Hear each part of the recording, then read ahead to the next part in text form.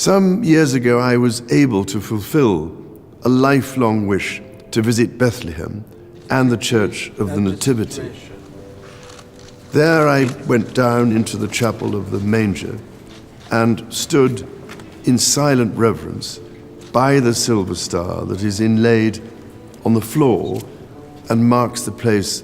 King Charles has been forcibly removed from Buckingham Palace after a shocking inquest linked him to Princess Diana's tragic death. Explosive confessions, hidden letters, and royal secrets long buried have finally come to light. What really happened in Paris, and why did it take nearly 30 years for the truth to emerge? The secret inquest that sparked it all. It started quietly, but exploded into the biggest royal scandal of the century. In April 2025, a new international inquiry launched in Geneva. At first, it was brushed off as another Diana conspiracy. But this time, the stakes were different. This wasn't about gossip. This was about proof. Leaked MI6 documents, including redacted files from the old Operation Paget, were unsealed. And what they showed stunned investigators.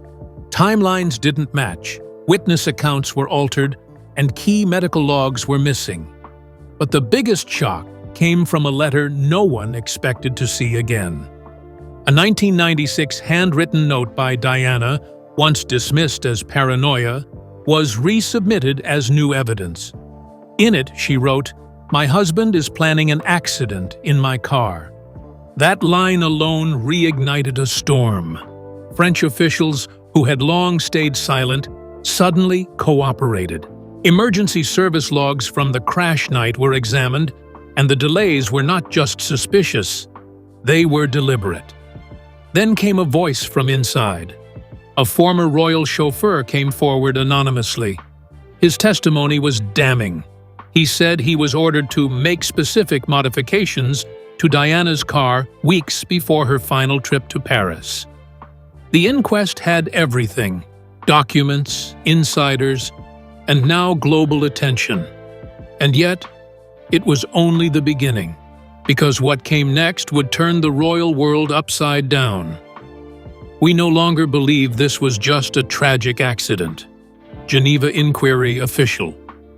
Coming up next, the woman behind the curtain and how Camilla's past may have helped trigger Charles's downfall. Camilla's alleged role and Charles's growing isolation. As pressure mounted from the inquiry, another disturbing truth began to surface, one that pointed directly at Camilla Parker Bowles.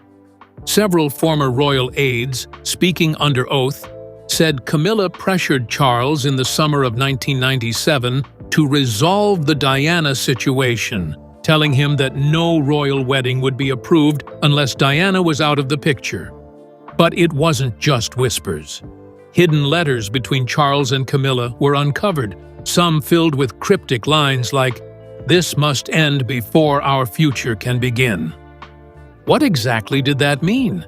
Investigators wanted answers, and so did the public.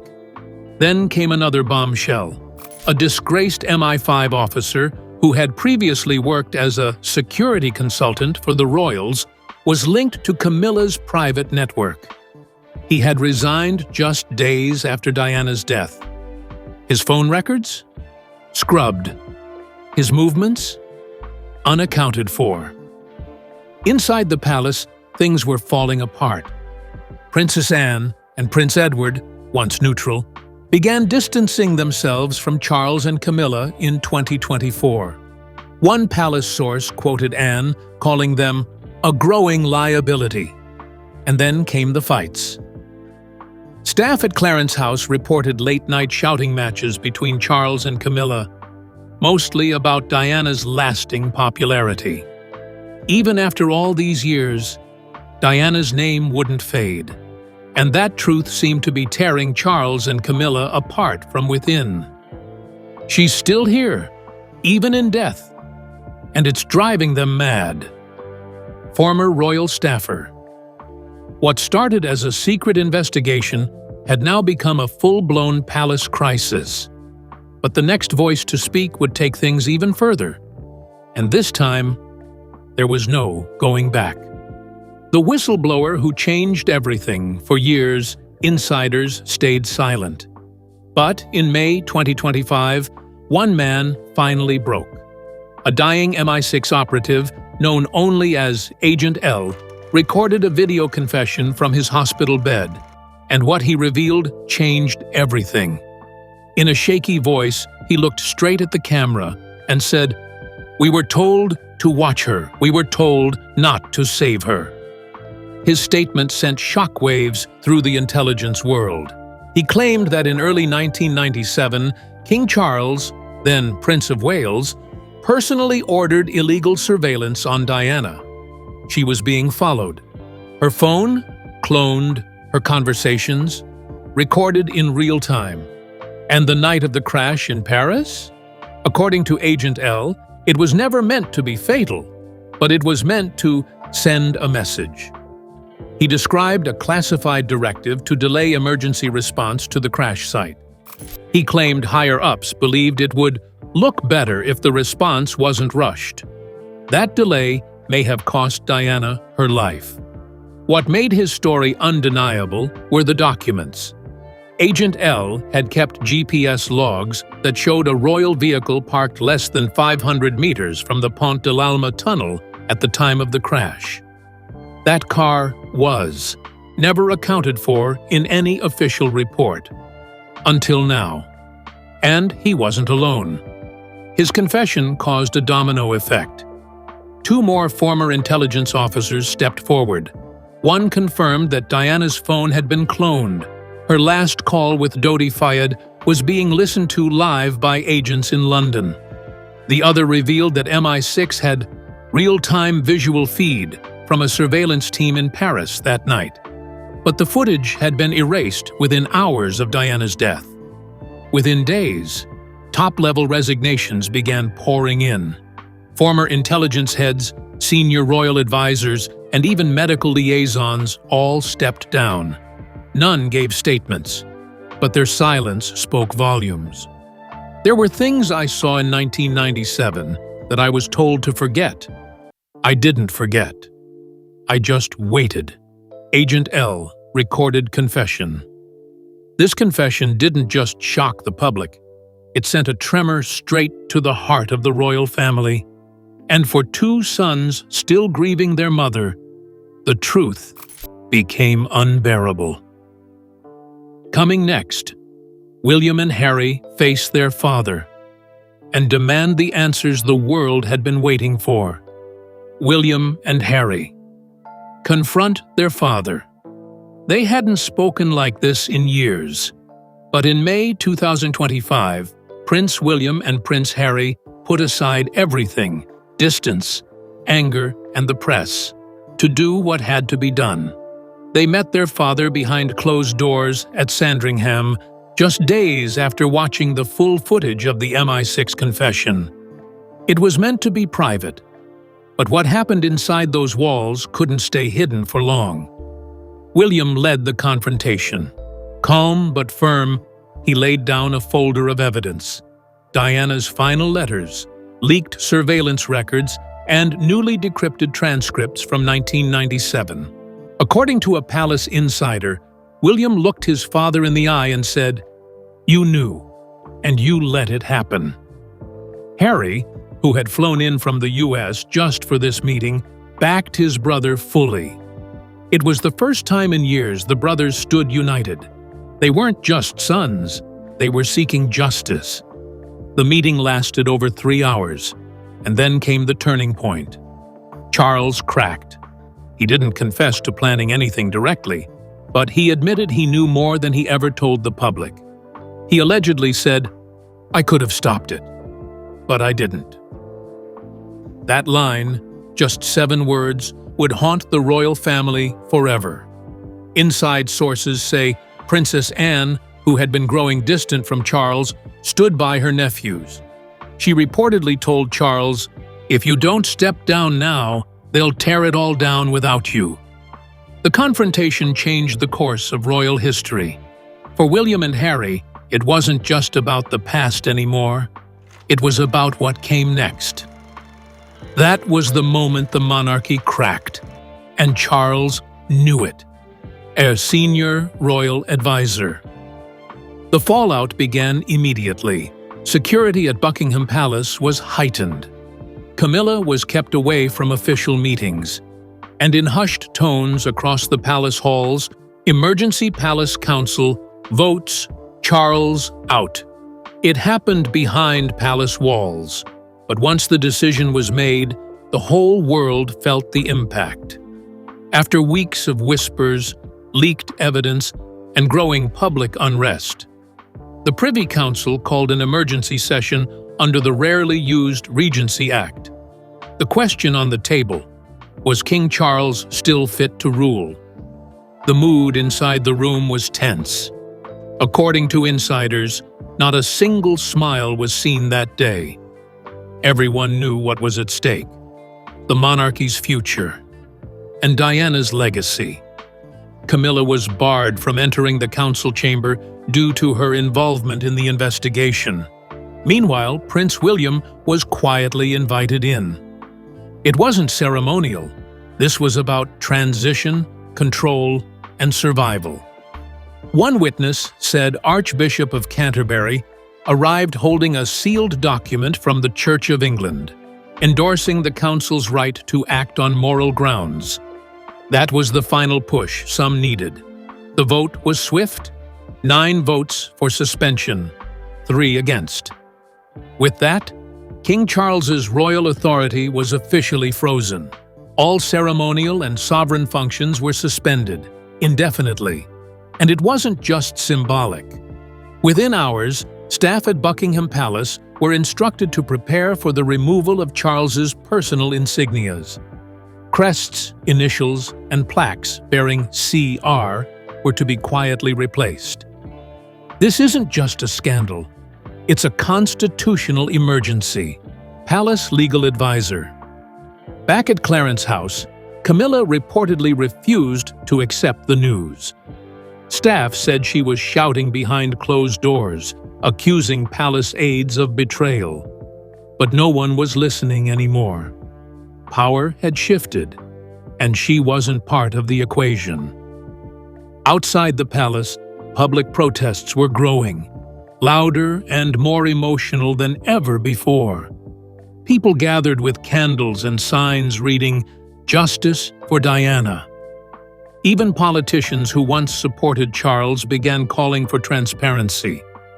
Meanwhile, a security team was assembled for one final operation: the discreet removal of a king. It was no longer his palace, and he knew it. Senior council member, the monarchy had made its choice.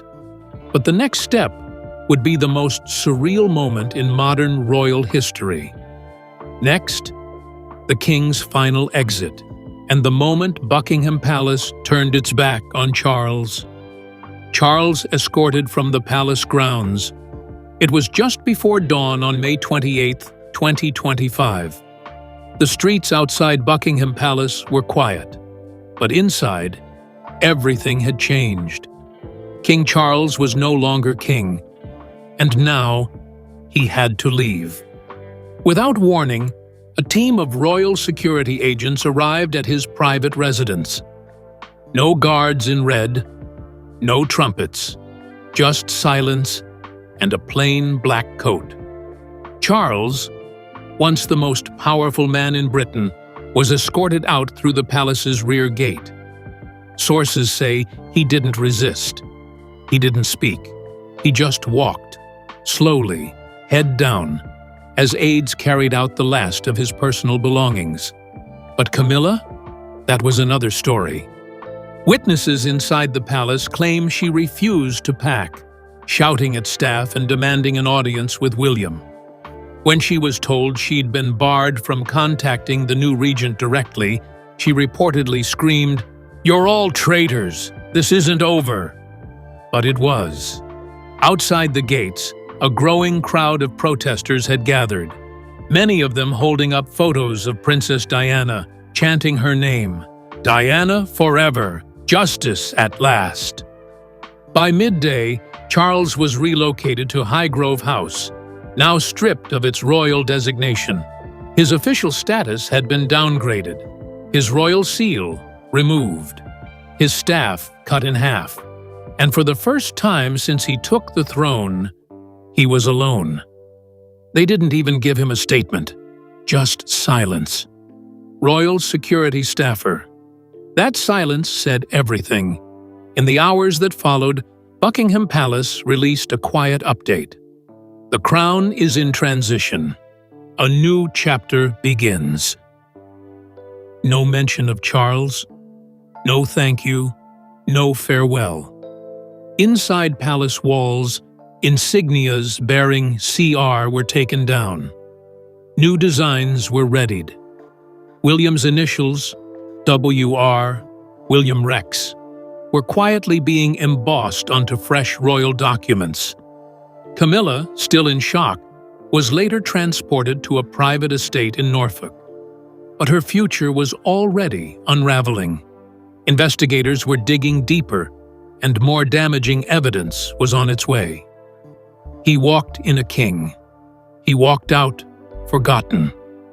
Former royal historian Charles's reign ended not with a ceremony, but with a whisper. Camilla faces. Her own reckoning. When Charles fell, Camilla thought she could still hold on. But what came next made it clear. Her time was up too. Within days of the king's removal, investigators began tracing old palace communications back to 1996. What they found were deleted messages between Camilla and two former aides. The messages had been wiped years ago, but forensic teams recovered them from archived backups. The content? Alarming. Camilla allegedly discussed Diana's press coverage, calling her a threat to stability and a shadow over our future. In one recovered note, she allegedly asked if certain meetings could be prevented or postponed for discretion. Investigators read it as a coded attempt to interfere with Diana's movements. Then came the tidal blow. Under pressure from the public and the church, a royal decree was issued by the Privy Council. Camilla's title as Queen Consort was officially revoked.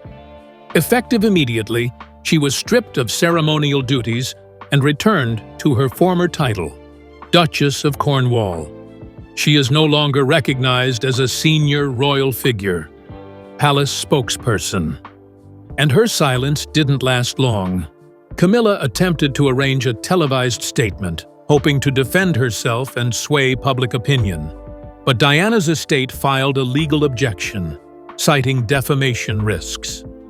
The network pulled out hours before airing. Camilla was silenced. Then came the final, painful break. Prince William reportedly banned her from attending any future events involving his children.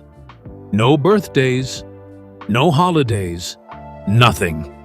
Inside palace circles, even her few remaining allies went quiet. Camilla was now being referred to, even by longtime staff, as the outsider, and the public, unforgiving. Camilla's approval rating crashed below 10% in a matter of days. Online, anti-Camilla petitions surged past 5 million signatures, calling for her permanent exile from all royal institutions. She never belonged, one protester said. She just played the part. Everything she built, everything she tried to claim, it's gone. Just like that. Royal commentator. As of now, Camilla resides in a private estate in rural Scotland, cut off from official channels. She receives no daily briefings. No staff reports. No press coverage unless it's critical. And the woman who once dreamed of being queen? She's now just a name on the edge of a monarchy that has moved on without her. Up next, the crown doesn't collapse. It transfers. William rises, and the future of the monarchy changes forever. The crown's quiet, transferred to Prince William.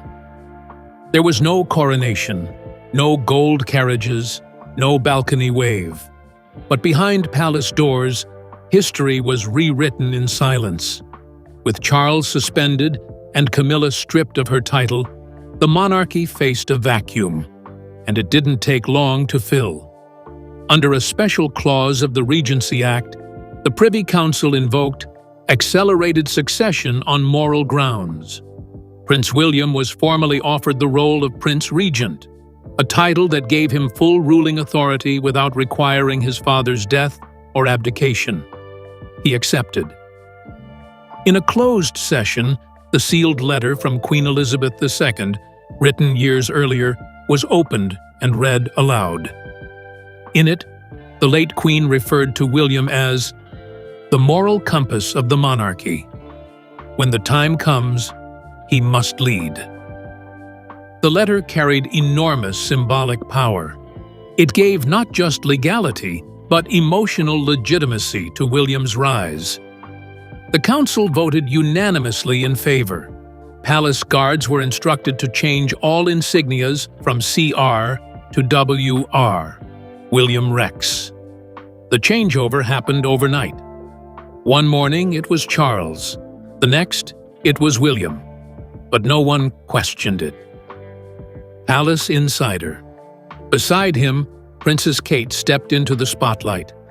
No longer just the Princess of Wales, she took on expanded ceremonial duties, representing the crown at diplomatic functions, state briefings, and royal charities.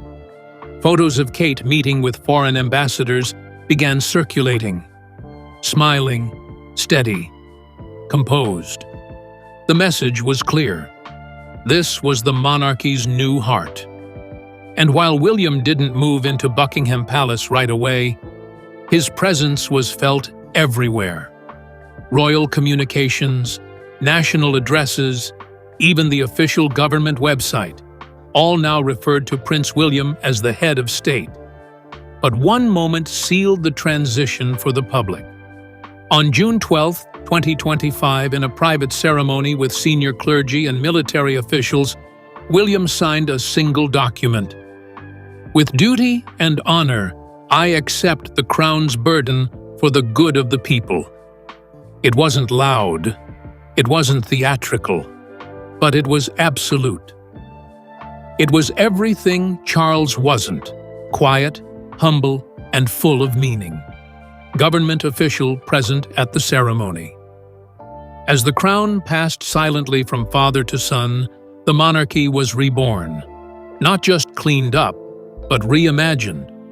Diana's legacy publicly vindicated. It was the moment millions had waited for. Diana's name finally cleared. Just weeks after William took on the role of Prince Regent, the palace released a simple but powerful statement. We recognize the pain, the truth, and the light Diana brought to this world. Her legacy will not be erased. And then came the action. The Crown officially announced a $15 million memorial fund in Diana's name, using redirected assets from Charles's former estate. The fund would go toward causes Diana championed: landmine removal, HIV awareness, domestic abuse support, and mental health outreach. But this wasn't just about money. It was about making history right. Diana's humanitarian records, which had been quietly buried in lesser royal archives, were now moved to the center of the royal collection. For the first time, her life's work was being treated not as a side note, but as royal history. She was the people's princess, and now she is the royal family's compass. Princess Kate, private statement. Then came the unveiling. On July 7, 2025, in Hyde Park, a brand new statue was revealed, Diana holding the hands of young William and Harry. The sculpture captured her mid-stride, smiling, warm, alive. Crowds wept. News networks paused coverage of everything else. But the moment that silenced the nation came from a new generation.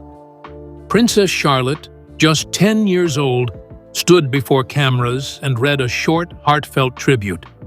In her calm voice, she said, My grandmother changed the future without ever seeing it. We love her, we remember her, and we thank her. The world stood still.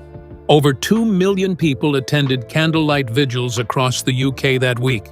In London, Diana's old residence at Kensington Palace was lined with letters, photos, and handwritten signs reading, "Justice at last." Even Prince Harry, who returned briefly to attend the memorial unveiling, was seen embracing his brother in a rare public show of unity. The crowd applauded, not for royalty, but for family. She was never truly gone, and now she never will be. Hyde Park, attendee. In just weeks, Diana's story had transformed. No longer a tragedy to whisper about, but a legacy to teach, honor, and defend. Next, with the past honored, the monarchy makes a bold promise: never again. The monarchy rewrites its future.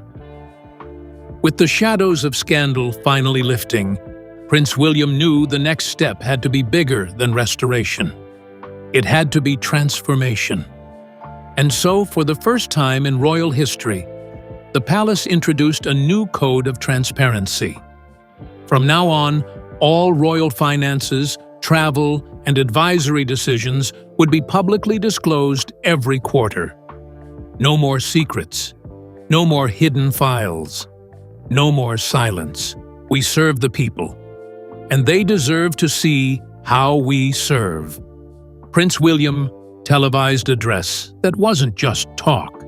The palace also opened the Royal Truth and Reconciliation Archive, a digital public record where victims of intelligence cover-ups, royal abuse, and historical silencing could share testimony, access documents, and request investigations. And on August 1st, 2025, a massive visual message appeared at the gates of Buckingham Palace. Projected across the iron entrance in bold light was a single phrase, "Never again." Crowds gathered and clapped. Some cried. Everyone knew what it meant. Inside the palace, William and Kate quietly modernized royal protocol. Obsolete traditions were trimmed, ceremonies shortened, staff reorganized to reflect a leaner, more responsible monarchy.